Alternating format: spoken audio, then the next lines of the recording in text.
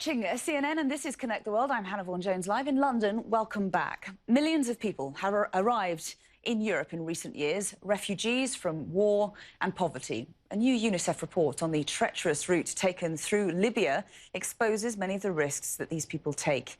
It says women and children are routinely raped, abused and starved during their journey by smugglers or in detention camps. The agency, UNICEF, is calling for urgent action to keep those most vulnerable migrants safe. Well, Justin Forsyth is UNICEF's Deputy Executive Director. I'm delighted to say he joins me now live from New York. Justin, we've heard so many stories over the years of the migrant crisis and the perilous journeys that many of these people have to take. I'm wondering now, is this now unprecedented, though? Is this on a scale that we simply haven't seen before? Yes, we've heard terrible stories over many years, but I think we've all been shocked by what we're hearing about what's going on within Libya. I met one young woman who was 16, a girl who had travelled through Niger from Nigeria into Libya, and she was being trafficked by a gang into prostitution in Italy. She was held for 8 months in an underground detention centre in Libya and raped almost every day. She was eventually sold into slavery, into prostitution in Italy. She was rescued by the authorities and UNICEF was helping look after her in a children's centre. And that's just one story. And dozens of girls that I met just on that one trip had been through similar circumstances. And we know that some of those children never arrive. I mean, 700 children in the last year have drowned in the Mediterranean. But even if they do arrive, they've had these terrible abuse on the way. The perpetrators of this harassment, this terrible abuse, as you've just portrayed, who are they?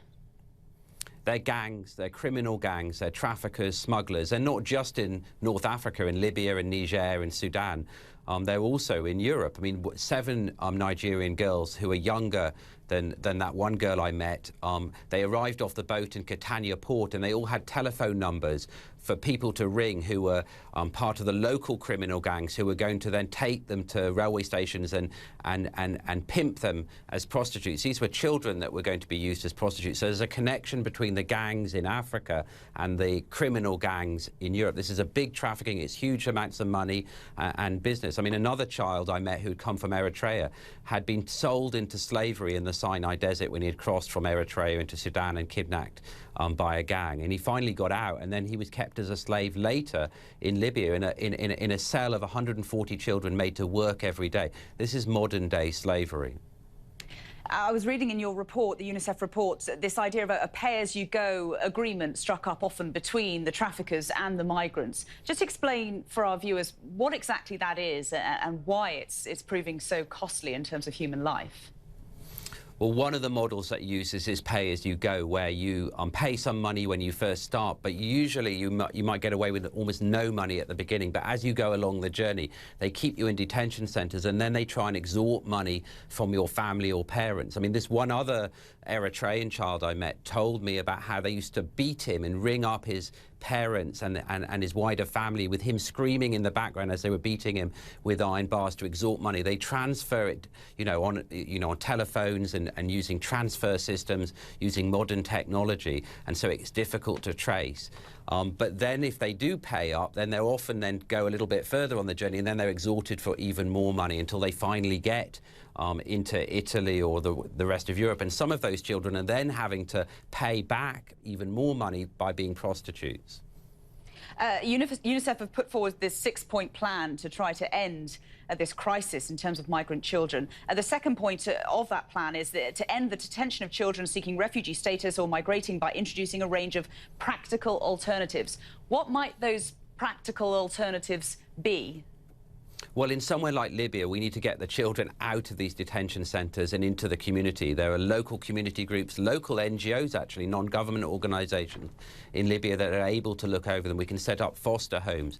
But we're also detaining children in Europe and in the United States and in other places. And we know that children kept in detention centres are often abused in any institution. So we've got to get them into foster care.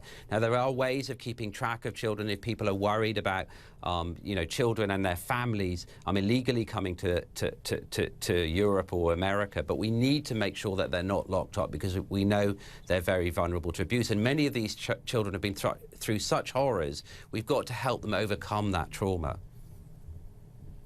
Justin Forsyth of UNICEF, we very much appreciate talking to you today and your mission to try to take better care of these very vulnerable young children. Thank you very much indeed.